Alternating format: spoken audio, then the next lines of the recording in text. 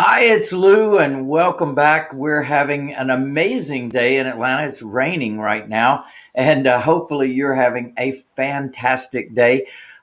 We are going to talk about what's happening right now in the market. In fact, over the last 4 weeks, we talked about a number of different topics, and kind of an exciting time to be in this business, no doubt about it. I'm going into my fifth real estate cycle here, and I've been here and done that and seen that in the past.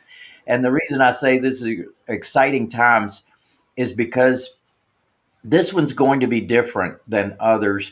And, just kind of recap a couple of things that I shared in prior Facebook Live. By the way, welcome Facebook, welcome YouTube, welcome all of my licensees from all over the country that are certified affordable housing providers, and our House Monster members, and all of you good folks out there.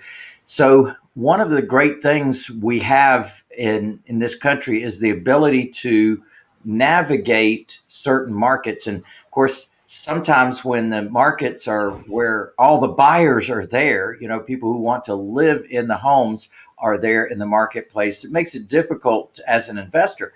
But on the other hand, there's opportunities there as well. And one of the things I always know is that if you have a buyer,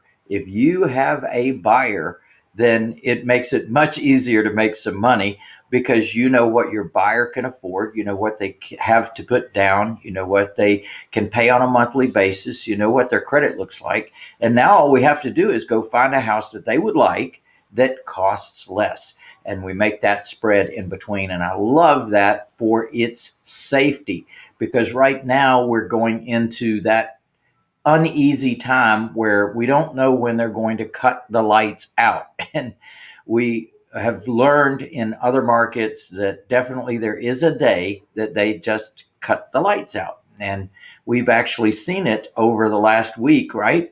When the pipeline suddenly there was a cyber attack and ransom and all this sort of thing. They only want $50 million ransom to give them back their what they already own, which is their software and access to their software.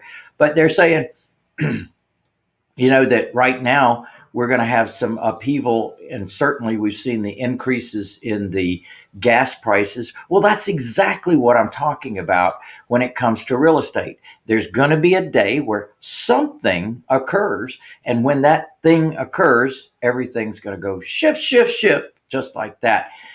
So always know that in a market like this, we want to navigate that as best we can. And that's one of the reasons I love the model that we created in 2009, when everything crashed before.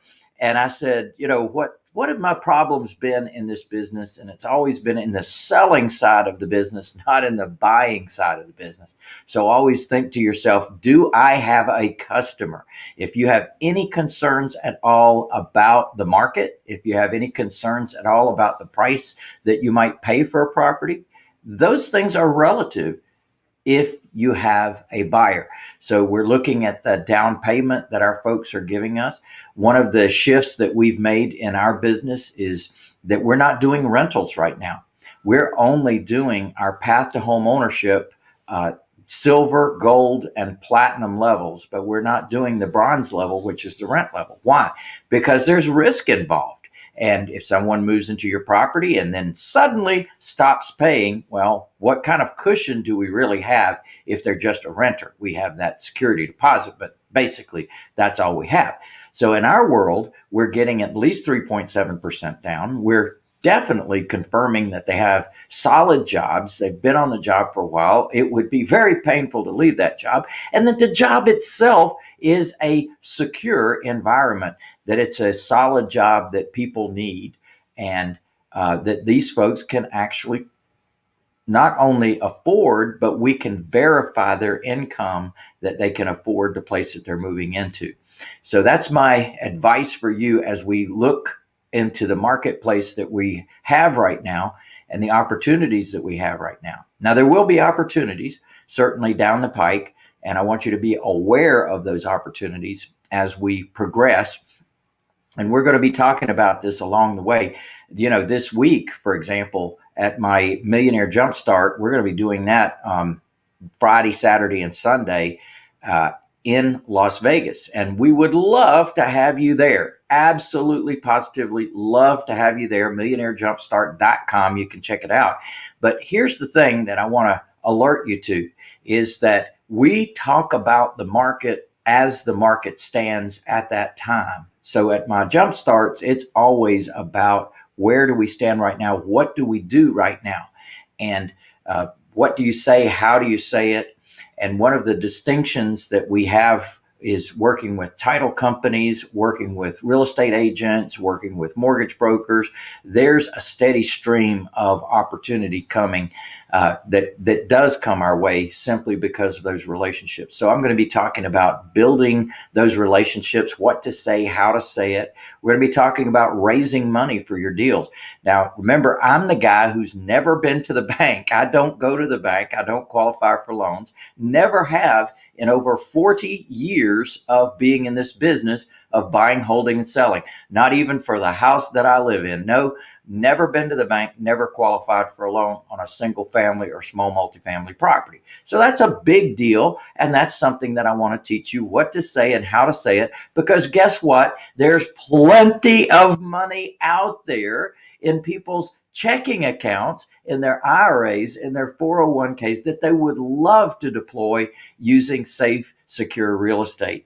And so we've definitely dialed in all those things. I'm going to be teaching that at millionairejumpstart.com as well when we're there in Vegas. So love to have you come join me. And we're going to have a blast. Always love being in Vegas. Always love the great people that we get there. We just get such a great room of folks there at the event. And by the way, I've already looked at the list. We have over 15 states coming right now. So there's people coming from all over the country, from New York, from Florida, from Georgia, from the East Coast as well as the West Coast for sure. All up and down the West Coast, we got people coming. So definitely love to have you there and talk about today's market and where we're at in today's market. So talking about today's market, Lou, we've got a couple questions from Truth Be Three Told. And the first one is, good afternoon, Lou. My name is Carlton Perkins. I live in Georgia. My wife and I see that there's an opportunity with pre-foreclosures to obtain properties for our clients. So the question is, how do we obtain pre-foreclosure listings from the county? Well, Carlton, you don't. Those things don't come out in the county's hands until they're actually published in the newspaper. And Carlton, since you're from Georgia, I can talk to you on the level of what happens in Georgia. First of all, there's a notification that goes to the person that lets them know they're in default. And then secondly, there's a publication. Now, this publication has to happen 4 times, and it has to happen in the county organ of legal notices. So each county chooses a publisher that now puts out those legal notices. So find out who that is in your county, and then, or the county that you want to invest in, and then you could subscribe to that, or you can get that online. But that's the only official notice that goes out. Carlton, the better place to get your leads is early on. Where you want to get your leads from is not really known out there in the world, but there are lists that are sold to mortgage brokers of people that are in default. And so we're able to access those lists. And you see, what happens is people in default are ones that end up being foreclosed on, right? And the hope, the dream, the vision is that maybe they can get refinanced. Maybe they have enough equity in their home. And so those mortgage brokers go after those folks, and we have access to those lists. So we have a number of different relationships, Carlton, that are specific to what we do and how we do it. We call them whizzes. And we've got Sign Whiz, Voice Whiz, Mail Whiz, Credit Whiz, Mortgage Whiz. And one of ours is Mail Home Whiz. where they're able to obtain these lists and mail these lists for you and get those kind of leads. So we can definitely help you with that as well, Carlton. Carlton had a kind of a follow-up. He went to DeKalb County and could not get a list from them. So that's basically what you were saying. That's what I'm saying is they're not going to give you a list. The only list you would be able to get is maybe the day before it actually comes out in the newspaper from the publisher. And that's really too late. Yeah, that's way too late, and especially in Georgia, because it's only a 30-day advertising cycle. And then the first Tuesday of the following month is when it's sold on the courthouse steps. And there is no right of redemption in Georgia. So, hey, you get foreclosed on and you're done with that particular property. Wow. So Jay Jackson had a question or a comment. When a property is purchased, do you need a special government approved form to convert tenants' deposits into a non-refundable move-in fee?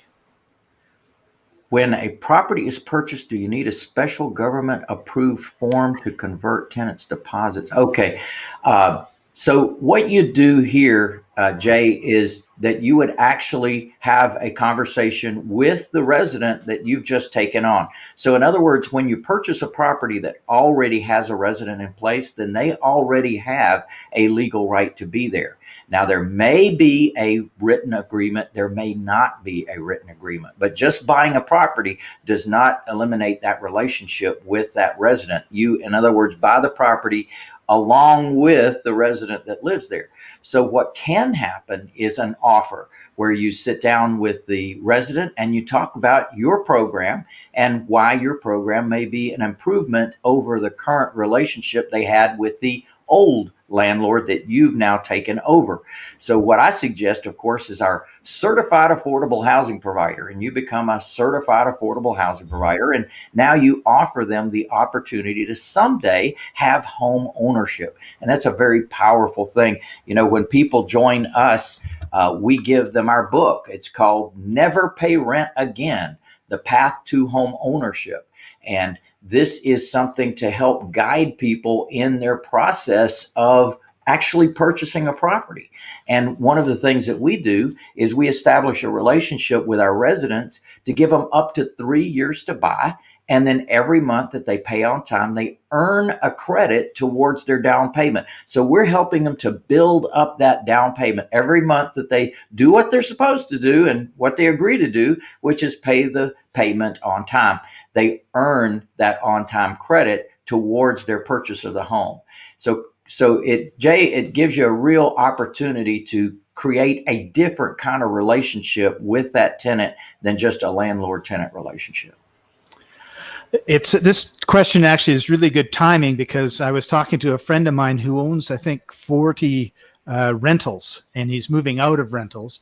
But he was telling me that he wanted to.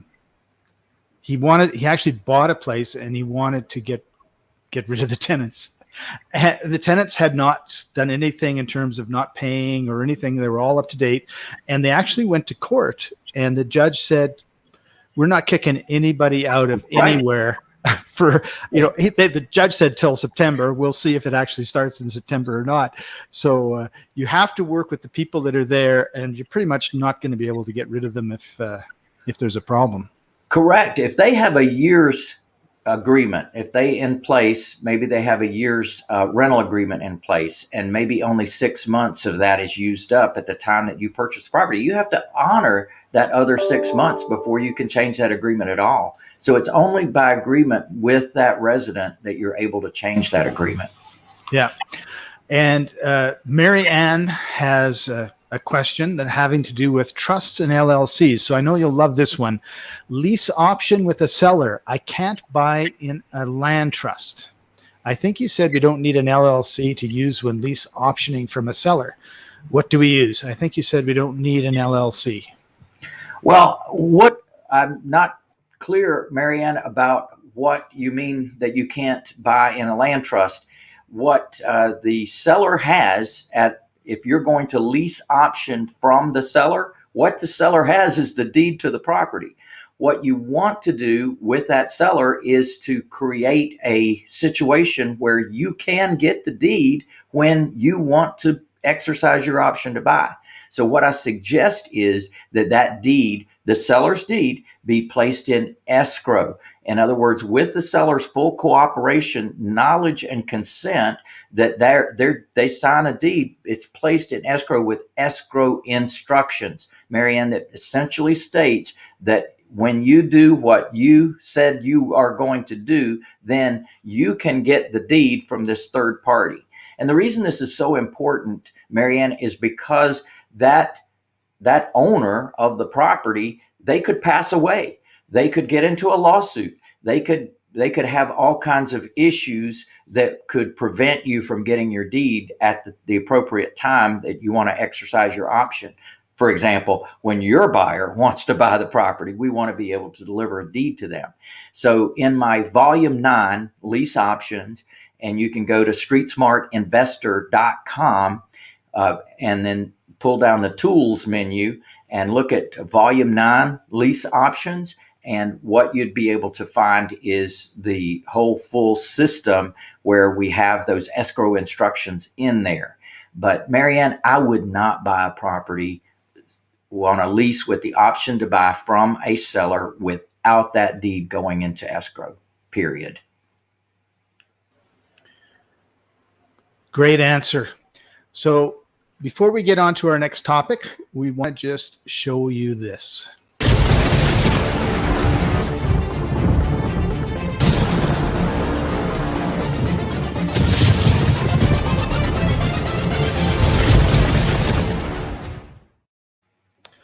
There, that should have got everybody's hearts pounding, Lou. So tell us a little bit about what people can expect at Millionaire Jumpstart. And that's only a couple days away. It's still not too late to go, everybody. I'll put a link below.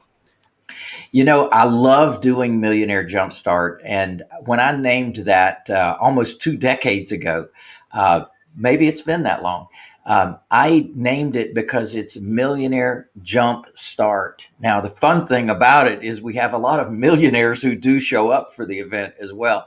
But I love the fact that we can go to ground zero and really talk about where people are at right now and then build a business. So what many people never get around to is actually doing a business plan.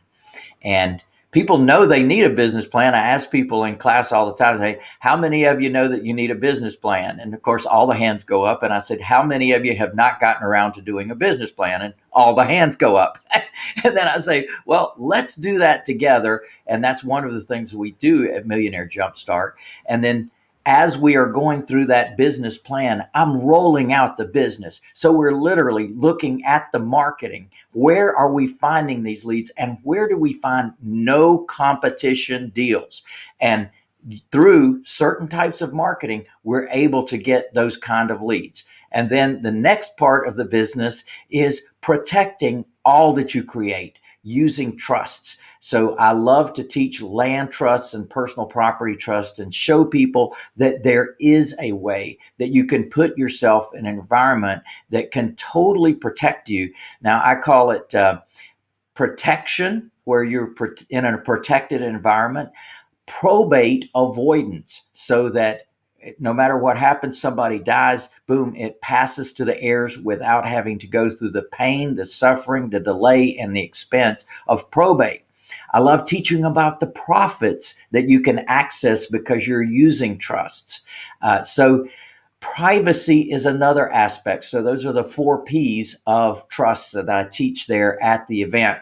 Now, in addition to that, we're going to be talking about holding properties long-term versus flips and the cash that's available when you do that, because there is an amazing profit center that you can create out of the business.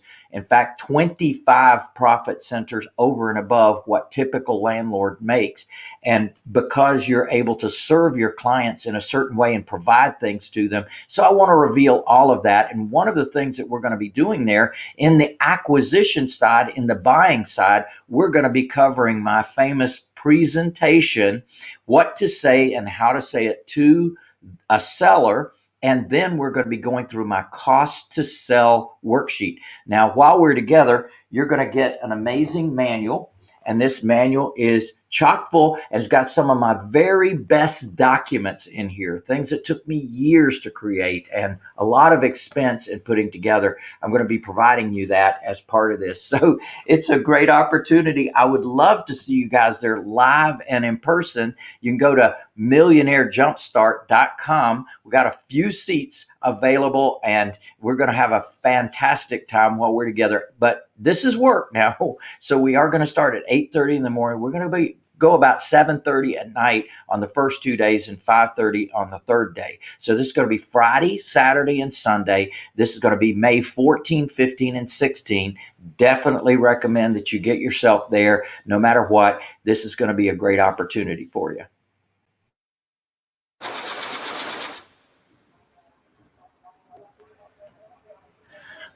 All right. So we've got a couple more questions. Truth be told, wanted to, follow up. On a subject 2, we received the deed from the seller correct, whereas the agreement of the deed means that we do not have the deed correct. Does the deed go into escrow in both situations? Great question. Okay. All right. So first of all, when you're purchasing a property subject to the existing loan, you are getting the deed to that property. So you'll actually have the deed. It's not going to be an escrow. You're going to have the deed on that property. Now, if the seller will not allow you, well, probably that's because you don't have the skills to show the seller what is in it for them. Because anytime that we're taking over existing financing on the property, there's always something in it for the seller, meaning that we're offering them more for their property because of the fact that they're allowing us to take over their existing financing on the property. Now, I'm going to be teaching that at Millionaire Jumpstart because we're going to be going through the cost to sell worksheet, and that's where we show the seller that we can actually increase our offer simply by taking over their existing financing. So to answer your question, you're going to get the deed on a subject 2. Now, when it's an agreement for deed, that means the seller is keeping their deed. And if the seller's keeping their deed, that indeed, I recommend that go into escrow. And using the same explanation that I was giving before to Mary Ann, you want that deed to go in escrow with escrow instructions. Now, this is my volume 10 owner financing at streetsmartinvestor.com that not only has the explanation and the step-by-step process and the forms and the formats and the formulas, it also has those escrow instructions as well. Great answer. Thanks. So Marianne has another question. So with the lease option with seller, if I don't buy in a land trust, what do I write on top of the agreement? Do I put my name if I don't have an LLC? So the quick answer would be get a land trust. Why not do a land trust, Marianne? I mean, that's really the answer. And by the way, that protects the seller too. So that if anything happens to you, if anybody sues you, if you were to pass away, anything like that, the fact that that relationship and that document is in a trust is actually a protection for the seller as well. So when you get the skills, again, there are ways to say certain things that clarifies things for the seller. And those are the things that you need to learn. You don't want to wing this, because many times we're talking about a significant profit in these properties. And by the way, the seller knows that we're making a profit. We make it clear to them that we can't buy their property if we can't make a profit. And they allow for that. When we do that cost to sell worksheet, they actually grant us a certain amount for the fact that we're purchasing the property from them. So they understand that we're making a profit on here. And we're bringing something special to the table because of the fact that they are not going to have to go through the typical pain and suffering of selling a property. Because definitely deals fall apart all the time because people can't qualify for loans and they've got to fix things and they've got to do all kinds of things that they don't have to do when they sell a property to us. Yeah, and 30% of the people who could qualify for a loan at the beginning of 2020 at a bank no longer can. So that pool has definitely shrunk. And it occurs to me, Lou, as we're talking about the lease option and seller financing, that there may be people watching who don't know what a lease option is and don't know what seller financing is. So I thought, why don't we just take we'll just call it a short break. And if you can tell everybody quickly, Yeah. what is lease option, what's seller financing, and why would somebody do that instead of just putting it on MLS? Well, my favorite way to buy is to get the deed from the seller. But if I can't get the deed and to make the seller feel comfortable and confident, then we're going to step down to agreement for deed, meaning that the seller keeps their deed and we make the payments, we do what we said we're going to do, and after a period of time, then the seller gives us the deed to the property. So that's another solution. Now, if we can't get the agreement for deed, then we step down. I call it a step down to lease with the option to buy. That means that we're going to lease the property from the seller, and separately, we're going to do an option to purchase that property. So with that option, we're going to know exactly what the terms of our purchase are going to be. And that's going to tell us the number. That's going to tell us the amount that we're paying for the property. That's going to tell what time frame that you have in order to exercise your option to buy. And everybody agrees to that up front. So you actually have a right to that property. Even if that seller sold it to someone else, just like we were talking earlier about a lease, a house comes with a lease if there's a tenant in place. Well, in this case, if they sold it to someone else, whomever bought that would have to honor your option to purchase as well. Great. So we've got a bunch more questions from Jay and Carlton. So we'll start with Jay's. With a lease option, when a deed goes into escrow, whose name is on it? Seller only, or does it include the first option E or the secondary buyer? Interesting question, Jay. Well, Jay, no, it does. Whomever is going to be purchasing the property is whose name would be on there. I would not involve your potential buyer of the property because they could come, they could go, things could happen in that relationship that definitely we don't want that to interfere with the relationship we have with the seller. So we want to have our entity, which in my world, that would be a trust. And that trust would be purchasing the property. So it'd have the option, the trust would have the option to purchase that property at a given amount and within a given period of time. And that's what name would be at the top. It'd be the name of the trust and the trustee. Great. Carlson has two questions here. We have purchased the whole enchilada junior, the first 5 volumes of your system. Congratulations, Carlton. You made a wise decision. Do you discuss obtaining private money in any of the subsequent volumes? Well, Carlton, that's a great question. And right on the back of your system, in fact, you can see the whole system.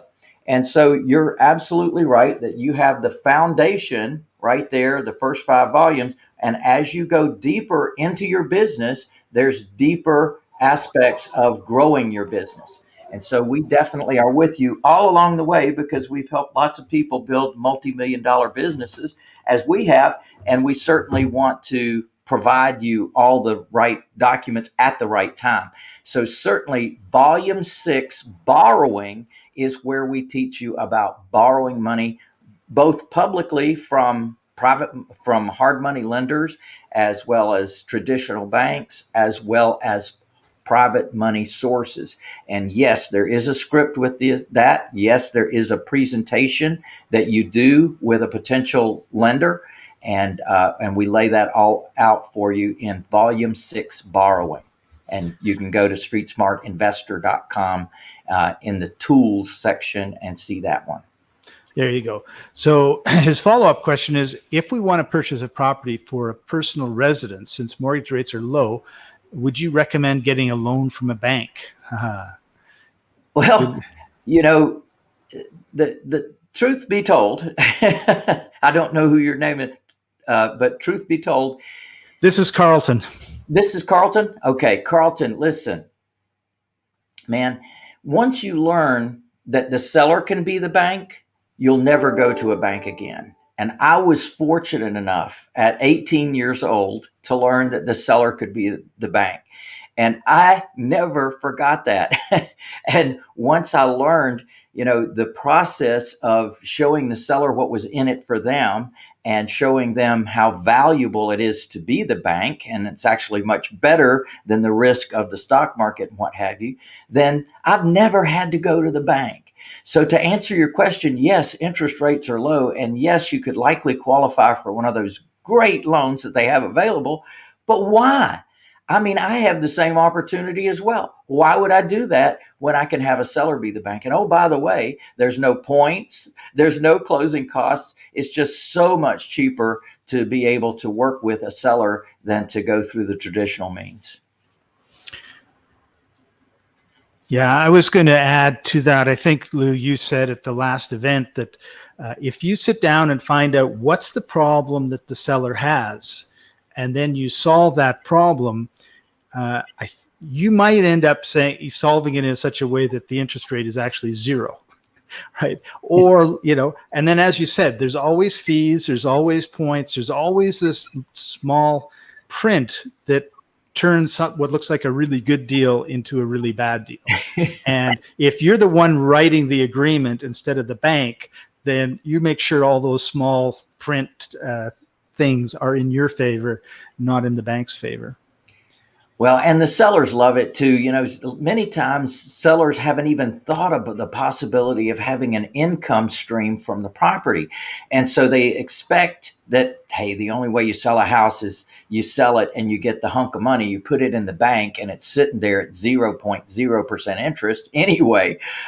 And what if they could receive an income stream from that property? Well, many times they go, yes, I would like that. I'd like to have that supplemental income coming in every month. And so sure enough, we're able to show them how it works out for them.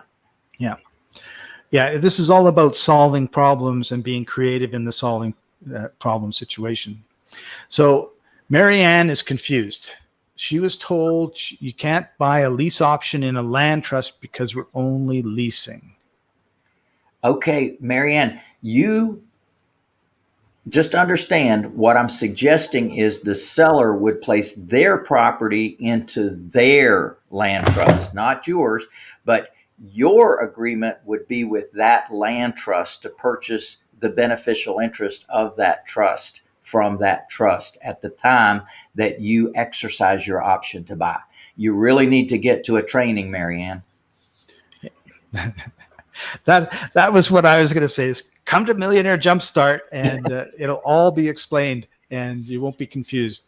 We'd love to have you. We're actually going to, when we do the documents and we go through the documents, you'll understand the process, because all of my systems are designed that way. All of my systems are designed so that you're getting a step-by-step flow of documentation as well. So you won't be confused.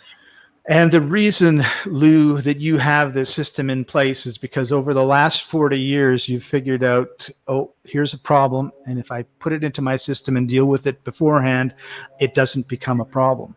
Yeah. In some cases, I've paid a very significant price to learn that lesson. And so I try to put it, anytime I learn a lesson, I want to put that into the documents so that we don't ever have to learn that lesson again. Yes. And all of my licensees have the benefit of not having to learn those lessons for themselves. Right. So Edward has a question. On the cost to sell sheet, can you explain seller's total cost to sell, how you express it to a seller? So before you jump in on this one, Lou, I just want to explain to everybody that our process is such that when we actually sit down with the seller of the home that we want to purchase, and we go through a process and documentation with them that at the end, the seller and whoever is going to be buying it, the licensee or Lou, agree that this is probably the best price. So you kind of get away from this whole lowballing because they've gone through that process with you. So I just wanted, so when it talks about the sets, for people that don't know, when it talks about seller's cost to sell, we're talking about having gone through this process so that the seller knows why you've come up with the number you've come up with. Good point, Scott. And this is our presentation kit. So literally you're going through an explanation of who you are and what you do and how you operate and how you can help and how you're different than others. And then the types of offers that you have to make, what it typically costs to sell a home, people that you've worked with in the past, and or people that we as colleagues have worked in the past, and that we have different types of offers that we can make, and we need certain documentation in order to make those offers. And then we get into what we call our cost to sell worksheet. Well, here on the cost to sell worksheet, Ned, this is what you're asking me about. And this cost to sell worksheet is magic. And like you said, when you get down to the final total cost to sell, what do you say? Well, what you say is, would you agree that if you were to sell the house the traditional way, these would be your expenses as well? So what has happened is we went through a cost to sell worksheet, but it was your cost to sell their home. When you buy the home, when you go to sell the home, you're going to have expenses if you sell it the traditional way. And so you're going through a process of calculating that, but also educating the seller on the true cost to sell a home. And then when we get to our final total cost to sell, then we ask them, would you agree that these would be your expenses as well? Well, sure enough, they do agree, because it's so obvious. They've actually gone through a process of seeing all of these different expenses and agreeing that these would be their expenses as well. And then you get to that final bottom line number. And if they like that number, you're done. And you're buying that property for cash. So our first offer is always a cash offer. If they like that, then you're done, because you've already built in your cost of funds to borrow the money for the purchase of that home. But if they don't like that offer, not a problem. You can go back and show them how you can increase that offer by adjusting some of the things on the cost to sell worksheet. Great question, Ed. And it's Carlton has another question on the subject of subject 2. Are we assuming the payments for the existing mortgage? Would we be paying the lender directly? It would seem so, since we now have the deed. Absolutely, Carlton. So you would take over the payment on that property, and you would make sure that you are making that payment. And what you are doing is blessing your seller, because you're helping their credit. Some cases we're buying properties where the seller's behind, sometimes significantly behind. We're bringing those payments current. That helps the seller's credit. Now we're going to be making those payments on time, and that's going to help the seller's credit on an ongoing basis. So definitely you're going to be making the payments. You're going to be making them directly to the lender. If the seller wants to confirm that those payments are being made, they have access to the account just like you do. So they would be able to go in and see that those payments are being made.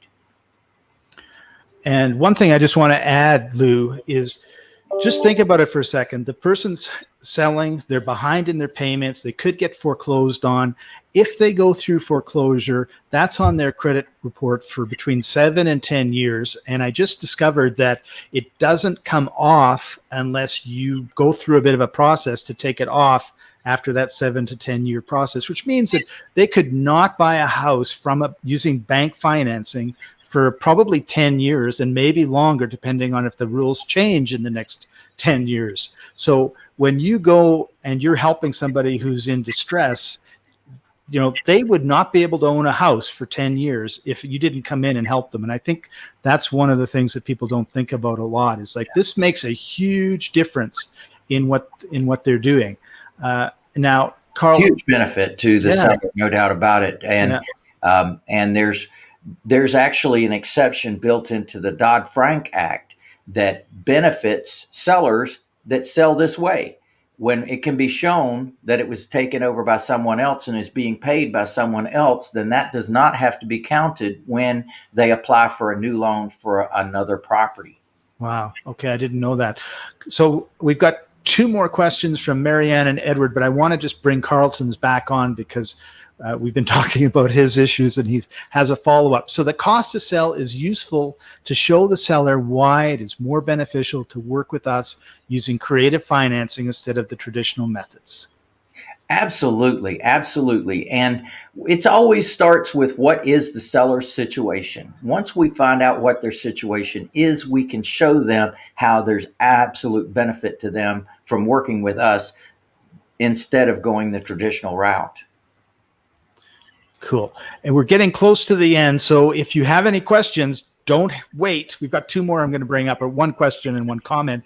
I'm going to bring up Ed's first because Ed says, if we have been to Millionaire Jumpstart, can we watch online? And before you answer, Lou, Ed, please put a little comment in about how incredible Millionaire Jumpstart was so we can share it with everybody that's watching right now. And then now over to you, Lou. I would love that. And Ed, absolutely call the office 1-800-578-8580, 1-800-578-8580. We always want to open the door as wide as possible. And definitely our previous clients are even more benefited by going to the class again. The reason is it's sort of like, have you ever watched a movie and then you watched it again and all of a sudden you're starting to see all kinds of things you did not see the first time?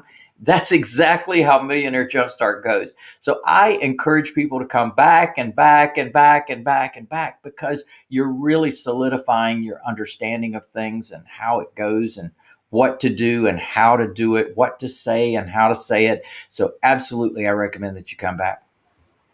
Yeah, and I would add to that if you want to have success that one of your mentors has, in this case, Lou, you don't get it by going to one thing once and then never doing it again. You get it by rereading the book. You get it by watching the live streams with us. You get it by going to all the events over and over and over again, because it's not just that we need repetition, generally speaking, for that to sink in. And Lou, you often say, people come up to you and say, I've been here 3 times. You've never said that before. And you've said it every time. Sometimes you're not ready to hear. But the other thing is, and I think this is even more important, is when you're immersed in something, then your attitudes and your beliefs and everything morph to what you're immersed in. So if you're immersed in The Bold and the Beautiful, TV soap opera on TV in the afternoons, then that's what your life is going to be like. Not what it shows on TV, but basically, sitting around and not achieving your goals. But when you come to Millionaire Jumpstart, you come to the other events that we put on throughout the year, you participate in our live streams,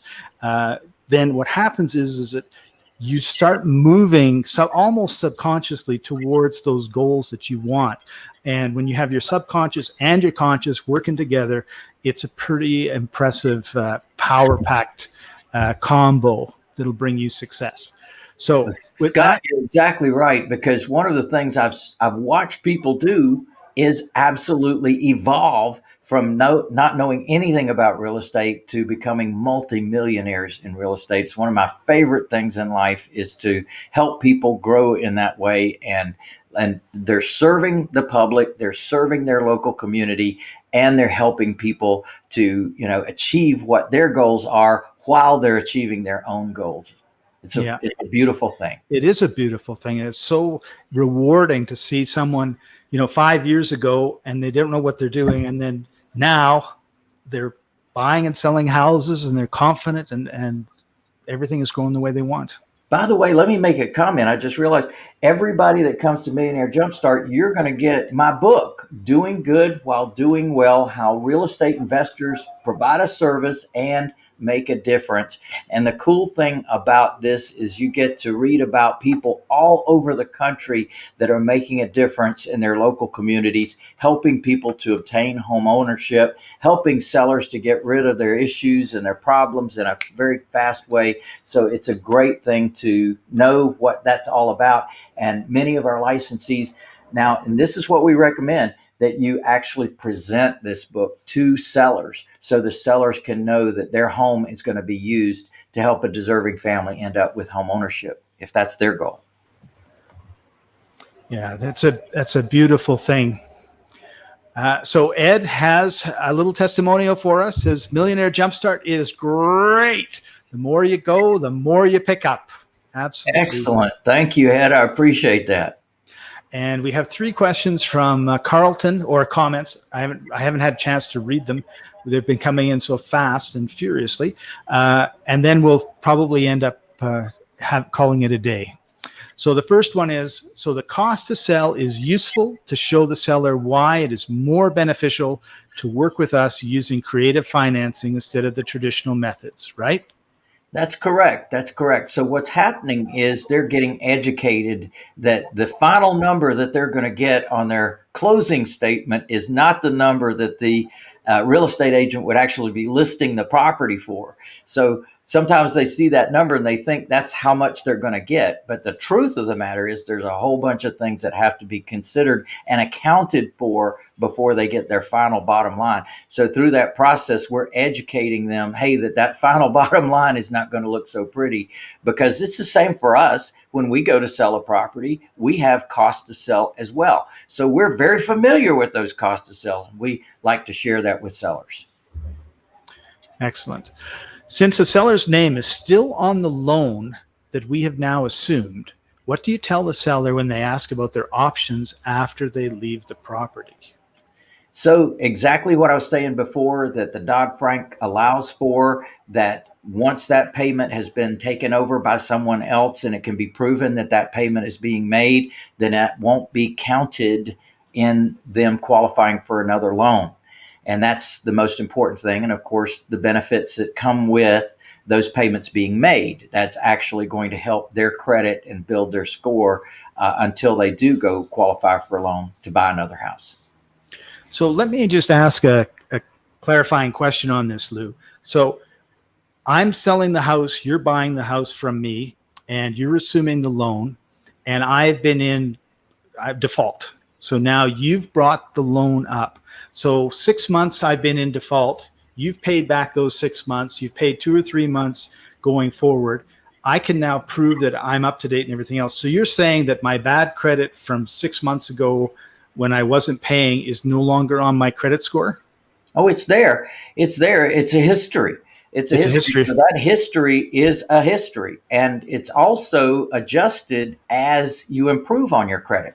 So you might have had a horrible credit score 6 months ago, but now that you're now being reported by the lender as paid, as agreed, paid on time, well, that zooms the score up. Okay. So people can benefit from that. Okay, that's what I wanted to clarify. And the other thing I wanted to ask you about this was, so I'm the seller. You're buying the house from me. You're paying my 6 months in arrears. I'm now leaving. And I say, Lou, I need a place to live. Who should I talk to? Well, it might be that we might be able to have a house. We could actually, with the proceeds of the agreement that we're making with them. Now, this is kind of a cool thing that we've done, and it's called trading, where we literally will go find the replacement house for the seller and trade with them. And many times sellers absolutely love that because they don't have to go through the pain and suffering of resourcing that house. And it's most of the time it happens for sellers that, hey, that if they go find another property and this property that they're selling now falls through, they can't buy the other property that they went through pain and suffering and signing contracts on that property. They can't go through with it. So if we actually go buy the replacement property and then trade them for the house that they're in, they just love that process. So that's another offer that we make when they're looking for another property. So, and the reason I brought all that up was so everyone could start thinking about, wow, it's not just like helping this person in who may be in foreclosure or about to be in foreclosure or is in distress, and it's getting out of that situation, but then helping them get into a situation that they can handle, right? Because you'll know, hey, this is what they can pay on a monthly basis, and we can find a place that is ideal for them and get them into that place. So you end up putting a new person into their home, you put them into a new home. Now it really doubled your business. And it's a win-win for everybody. Yeah. And that's what that's our plan. Our plan is always for it to be a win-win for everybody concerned, whether it's the seller, whether it's the buyer, whether it's a lender. Our plan is for everybody to win in the transaction. And when you do things in a certain way, that is exactly what happens. Yeah. So our last question of the day, they can't get another loan because their name is attached to the existing loan. So I was just wondering what advice we can offer our client. Well, then you weren't listening.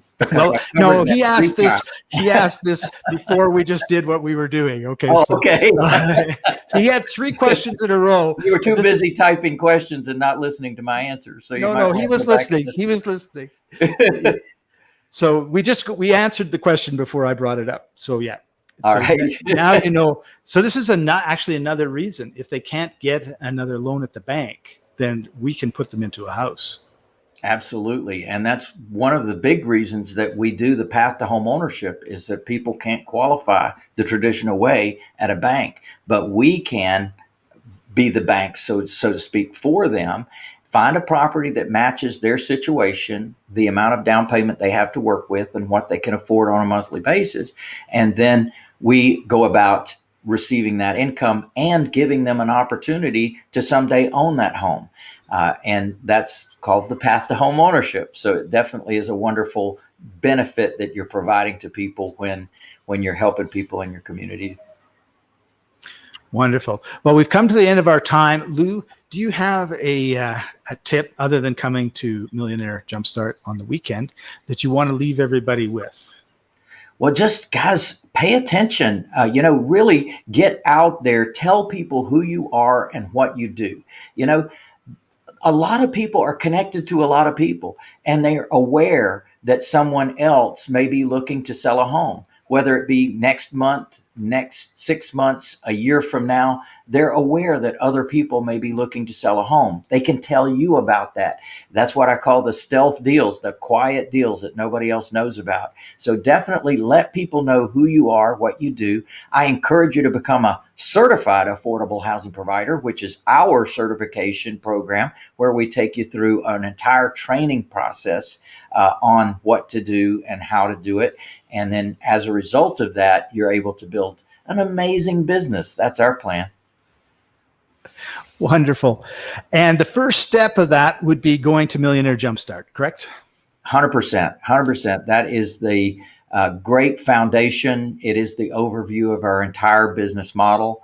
And we take you in that 3 days, we take you on a journey all the way from finding the buyer before you buy, to buying the properties right, buying them cheap, to being able to hold them long term, and protecting all that you create using trusts. So it's a wonderful journey over that 3 days for sure. Right. So if you've got a lot out of our time together, it's been almost an hour. Please make sure that you make sure you subscribe, hit the bell if you're on YouTube so that you'll always be notified whenever we go live. We go live every Wednesday afternoon at 1:05 Eastern. And I want to show you one more little video clip of Millionaire Jumpstart. So hold on. I don't want to give everybody a big shock.